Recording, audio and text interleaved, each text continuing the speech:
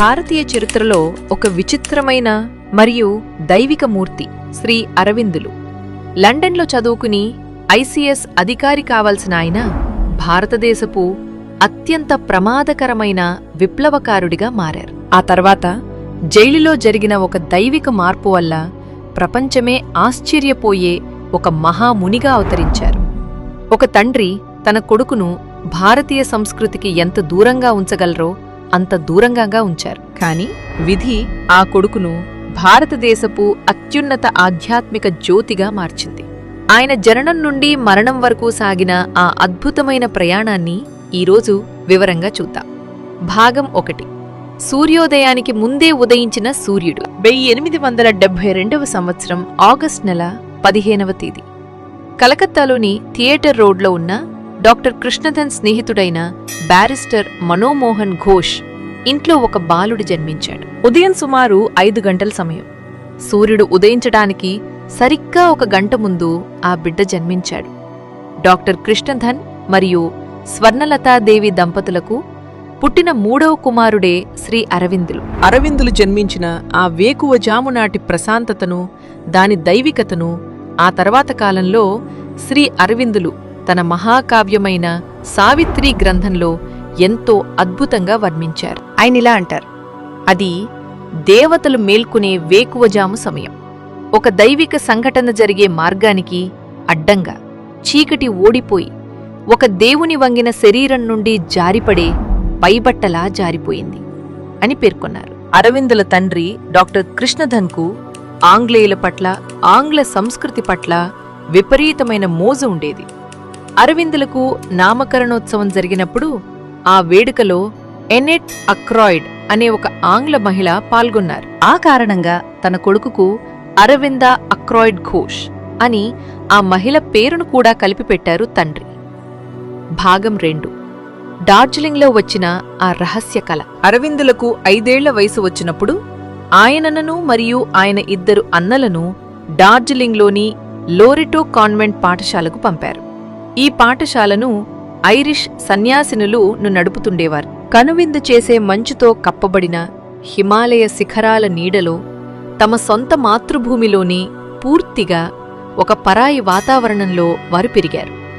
ఈ డార్జిలింగ్ జీవితం అరవిందుల మనసుపై లోతైన ప్రభావాన్ని చూపింది. చాలా సంవత్సరాల తర్వాత తన డార్జిలింగ్ రోజుల్లో వచ్చిన ఒక రహస్యమైన కలను శ్రీ అరవిందులు గుర్తు చేసుకున్నారు. ఆ కలలో ఒక భయంకరమైన చీకటి చాలా వేగంగా తన వైపు దూసుకురావడాన్ని, ఆ చీకటి తనలోకి చొచ్చుకుపోయి తనను పూర్తిగా ఆక్రమించడాన్ని బాలుడైన అరవిందులు చూశారు. ఆ చీకటి ఒక సాధారణ చీకటి కాదు.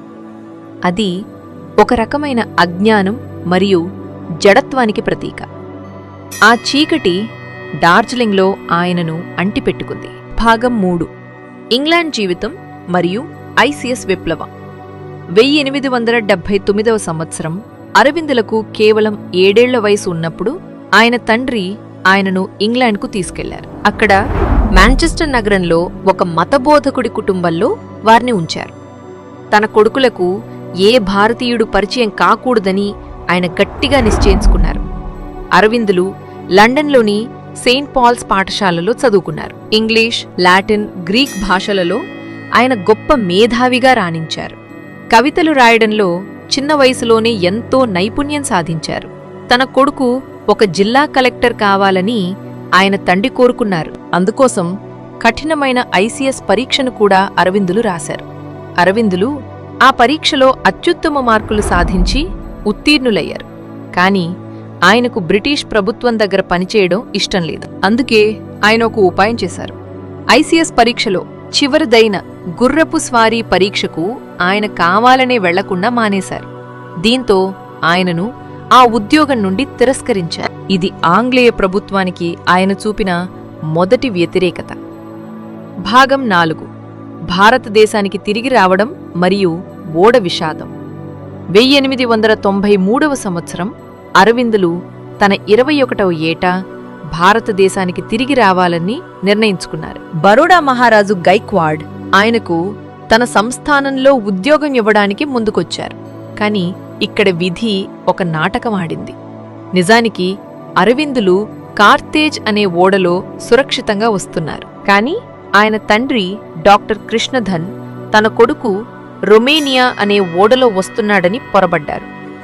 పోర్చుగీస్ తీరంలో ఆ రొమేనియా ఓడ ఒక రాయిని ఢీకొని మునిగిపోయిందనే వార్త వినగానే తన కొడుకు చనిపోయాడనే దిగ్భ్రాంతితో గుండె పగిలి ఆయన గుండెపోటుతో కన్నుమూశారు. తండ్రి చనిపోయిన తర్వాతే కొడుకు బతికే ఉన్నాడనే విషయం బంధువులకు తెలిసింది.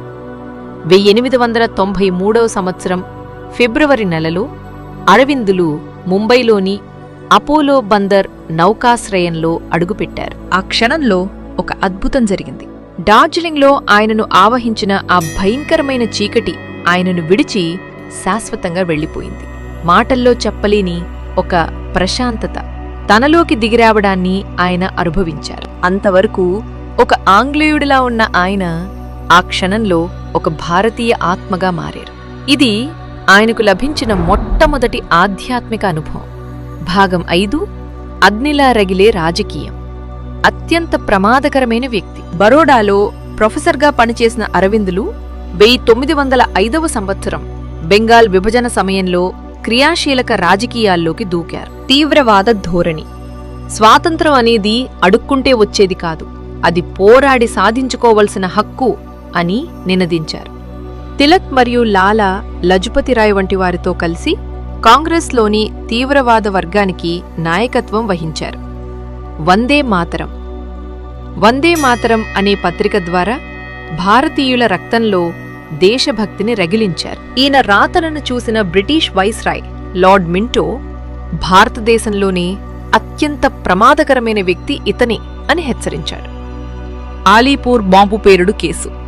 1908వ సంవత్సరంలో ముజఫర్పూర్ బాంబు పేలుడు సంఘటనకు గాను అరవిందులను అరెస్టు చేసి ఆలీపూర్ జైలులో నిర్బంధించారు. భాగం 6 జైలులో వివేకానందుని సూక్ష్మరాక. అలీపూర్ జైలులోని ఆ చిన్న చీకటి గది అరవిందుల జీవితాన్ని మార్చేసిన ఆధ్యాత్మిక ప్రయోగశాలగా మారింది. ఈ ఒక్క సంవత్సరం ఏకాంత కారాగార వాసంలో 2 గొప్ప అద్భుతాలు జరిగాయి. ఒకటి, జైలు గోడలు, చెట్లు, ఖైదీలు, చివరికి తనను హింసించే కాపలాదారులలో సైతం ఆయన శ్రీకృష్ణుణ్ణి చూసి. రెండవది, స్వామి వివేకానంద 1902వ సంవత్సరంలోనే మరణించినప్పటికీ 1908వ సంవత్సరంలో జైలులో ఉన్న అరవిందులకు సూక్ష్మ రూపంలో కనిపించి సుమారు 2 వారాల పాటు నిరంతరంగా యోగ రహస్యాలను బోధించారని కొన్ని ఆధారాలు చెబుతున్నాయి. ఒక ఆధ్యాత్మిక స్వరంగా వినిపించి మనస్సు స్థాయిలకు పైన ఉన్న ఉన్నత స్థితుల గురించి ఆయనకు మార్గదర్శనం చేశారు. ఈ అనుభవం ఒక విప్లవకారుణ్ణి పరిపూర్ణ మహర్షిగా మార్చేసింది. భాగం 7 పాండిచ్చేరి ప్రయాణం. ఆధ్యాత్మిక విప్లవం. జైలు నుండి విడుదలైన తర్వాత దేవుని ఆజ్ఞ ప్రకారం ఆయన 1910వ సంవత్సరం ఏప్రిల్ నెలలో పాండిచ్చేరికి వెళ్లారు. అక్కడ తన రాజకీయ పోరాటాన్ని ఆధ్యాత్మిక పోరాటంగా మార్చారు. 1914వ సంవత్సరంలో ఫ్రాన్స్కు చెందిన మీరా అల్ఫాసా అన్నయ్య అరవిందులను కలిశారు. వీరి కలయికే పాండిచ్చేరి ఆశ్రమం ఏర్పడటానికి కారణమైంది. 1926వ సంవత్సరం నవంబర్ 24వ తేదీన ఆయనకు ఒక గొప్ప ఆధ్యాత్మిక విజయం లభించింది. ఆ రోజు నుండి ఆయన సంపూర్ణ మౌనంలోకి వెళ్ళిపోయారు. భాగం 8 శ్రీ అరవిందుల గొప్ప బోధనలు. అరవిందుల తత్వశాస్త్రం ప్రపంచాన్ని మాయా అని కొట్టిపారేయలేదు. ఆయన అందించిన ముఖ్యమైన బోధనలు ఈ పూర్ణ యోగం. జీవితమే ఒక యోగం. మనం ప్రపంచాన్ని వదిలి పారిపోవలసిన అవసరం లేదు. ప్రాపంచిక జీవితంలోనే ఆధ్యాత్మికతను జోడించడమే పూర్ణయోగం. పరిణామం. కోతి నుండి మనిషి వచ్చినట్లుగానే మనిషి స్థాయి నుండి మనం తదుపరి దశకు ఎదగాలి. మనిషి ఒక అతి మానవుడిగా మారాలన్నదే ఈయన ముఖ్య సిద్ధాంతం. అతి మానసం. మానవ జ్ఞానానికి హద్దులు ఉన్నాయి. ఈ జ్ఞానాన్ని దాటి అతిమానసం అనే మహాకాంతిని భూమిపైకి తీసుకురావాలి. దాని ద్వారా భూమిపై మరణం, రోగం లేని ఒక దైవిక జీవితాన్ని ఏర్పాటు చేయవచ్చని ఆయన నమ్మారు. సమర్పణ. మన అహంకారాన్ని పూర్తిగా ఆ పరాశక్తికి అప్పగించేస్తే ఆ శక్తే మనల్ని నడిపిస్తుంది. భాగం 9 ఆసక్తికరమైన నిజాలు. సావిత్రి మహాకావ్యం. ఆయన రాసిన సావిత్రి అనే కావ్యం ఆంగ్ల భాషలోని అత్యంత పొడవైన కవితా గ్రంథాలలో ఒకటి. ఇందులో సుమారు 24,000 పంక్తులు ఉన్నాయి. నోబెల్ బహుమతి. శ్రీ అరవిందులు సాహిత్యం కోసం ఒకసారి, శాంతి కోసం ఒకసారి, ఇలా 2 సార్లు నోబెల్ బహుమతికి నామినేట్ చేయబడ్డారు. స్వాతంత్ర యాదృచ్ఛికం. భారతదేశానికి స్వాతంత్రం వచ్చిన అదే ఆగస్టు 15వ తేదీనే శ్రీ అరవిందుల పుట్టినరోజు కూడా. దీన్ని ఆయన ఒక దైవిక ప్రణాళికగానే భావించారు. మరణం. 1950వ సంవత్సరం డిసెంబర్ 5వ తేదీన ఈ మహాముని తన దేహాన్ని విడిచిపెట్టి మహాసమాధి చెందారు. ఆయన దేహం 4 రోజులైనా ఎలాంటి క్షీణతకు గురికాకుండా దైవిక కాంతితో ప్రకాశించిందని చెబుతారు. ముగింపు. ఆంగ్లేయ ప్రభుత్వానికి సింహస్వప్నంగా నిలిచిన ఒక మహావీరుడు, ప్రశాంతతను పంచే ఒక మహామునిగా మారిన కథ ఇది. ఆధ్యాత్మికత అంటే గుహలోకి దాక్కోవడం కాదు, ప్రపంచాన్ని మార్చే శక్తి దానికుంది అని తన జీవితకాలం ద్వారా శ్రీ అరవిందులు విరురూపించారు. పాండిచ్చేరిలో నేటికీ ఆయన సమాధి లక్షలాది మందికి ప్రశాంతతను, మార్గదర్శకత్వాన్ని అందిస్తోంది.